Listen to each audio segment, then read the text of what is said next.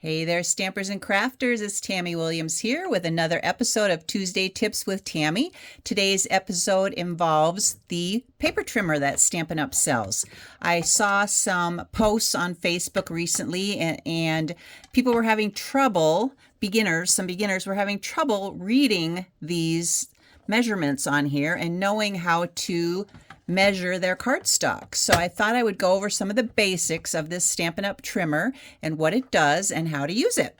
So first of all, the trimmer comes with two blades, a cutting blade and a scoring blade. And the scoring blade is the dull blade that is gray in color. And I saw somebody that also wrote the word score on here in like a permanent ink, permanent marker. Just so they wouldn't get confused between the cutting and the scoring, because I know that has happened to me several times where I've cut when I meant to score. Anyway, so, and also these blades are, they last a very long time, but you can also replace them. Stampin' Up sells replacement blades in a pack of 4. And if you come down toward the bottom here, there's a little bit, the opening where the blade slides through is a little bit wider in that spot. And so you can just pull that right out and it comes right out just like that. And then same thing when you get your replacement blade, you can just pop it right back in that wider opening down at the bottom here. And it snaps right back into place. They also sell replacement scoring blades. I have not had to replace my scoring blade yet. Like I said, these last a good long time, but you do have that option. We also have this little arm here for lifting your cardstock in and out. It has a little locking mechanism up at the top here. So if you look at this little ball right here, that little ball, it causes the arm to lock in place. So a good rule of thumb is to open it from the top where that locking mechanism is. A lot of times I try to open it from the middle and sometimes it won't always open on me, but if you open from the top or from the bottom, it will open a lot easier. Another thing is we've got an extendable arm, and this arm here can pull open and it extends all the way to 17 inches. Let me show you that. 17 inches right there. Our cardstock, or our designer series paper only goes to 12 inches, so it's perfect for cutting our 12-inch paper. And another perfect way to do that is there's a little lip right here on the arm, the extendable arm, which is equal to 6 inches. So when you put your 12-inch paper in, let me show you real quick. If you slide this 12-inch paper right up to where this little ledge is, it's kind of like a little lip on your arm. The paper won't go any further. And that's 6 inches right there. So that's perfect in half for your 12 by 12-inch paper for cutting it in half. And then you would use an upward motion to cut, and you just push your blade up. And what's nice too is when you're cutting, this scoring blade can you stay up at the top here so that it's out of your way when you're cutting. And same with scoring, you can put your cutting blade down at the bottom here and get that out of the way when you're scoring. So that's also a great feature. Anyway, getting back to measurements, there are centimeters and inches on this cutter, and the inches are along the bottom and the centimeters are across the top. And so you'll want to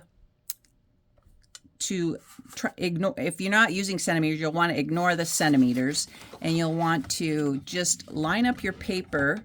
So for example, I've got an 8.5 by 11-inch paper here, and I want to score it in half. So if I want to score it in half at 5.5, 5.5 is half of 11. This little line here, here's the number 5. Let me get that up a little closer here so you can see. So here is the number 5, and then half of that is right here. So I'm going to line my paper up with that 1/2 inch mark, that 5.5 inch mark, and you can see that goes all the way down the side here. So this line is where you want to line the edge of your paper up to for a 5.5 inch cut. And so I'm going to close my arm and it locks into place, and then I'm going to push upward with my cutting blade, not my scoring blade. My scoring blade's out of the way, and I'm going to just push up like that. And now I have cut my cardstock in half. So I have 2 card bases, and if I want to score them, I would flip them 90 degrees and open my little arm up again and go over here to 4 1/4. So here's the number 4. And then the 1/4 inch is just that next line next to that. And you can see to that 4 1/4 line, this line goes all the way down. So you know your paper lines up perfectly with that one line right there. And then we're going to get our cutting blade out of the way down at the bottom, and we're going to score with our gray scoring blade, and we're going to just go up and down once or twice. And then that will score our paper in half. I don't know if you can see that little scoring line there. So you see that score mark, and then you just fold that in half. So the bump goes in the middle, or goes on the inside. So when you score it, it makes an indentation, and that's the part you fold so that the bump is on the inside. So again, it's kind of easy to read.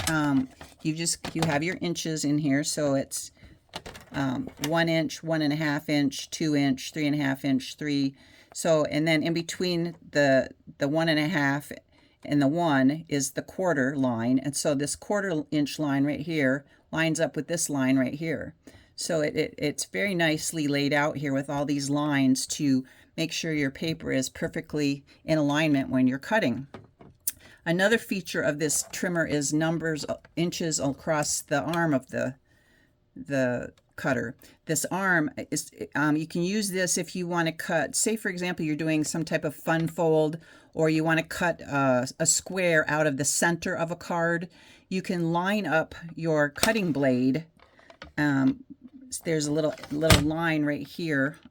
I don't know if you can see that little line right there, and you can line that up, like say for example you want to line it up with the 5 inch and you want to cut only to 6 inches. So you just want like a 1 inch slit. It lines up perfectly, and so you have your measurement on the arm too, as well as at the top and bottom of your cutter. Down here at the bottom, it has a 4, but the 5 is not written out here like it is up at the top. But so I like to use the top for cutting larger, beyond the 4 inch mark. So if I want to go over to 5 or 5.5 or 6. The 5 and the 6 are up at the top, whereas they're not down at the bottom. Doesn't have the 5 or the 6, but the 6 inch is right up against the lip of that arm, so that's 6 inches right there. So I hope that helps with your measurements, and if not, just let me know, and I will try to answer your questions. Make sure you sign up for my newsletter at TammyLovesStamping.com and visit my tutorials over on my website.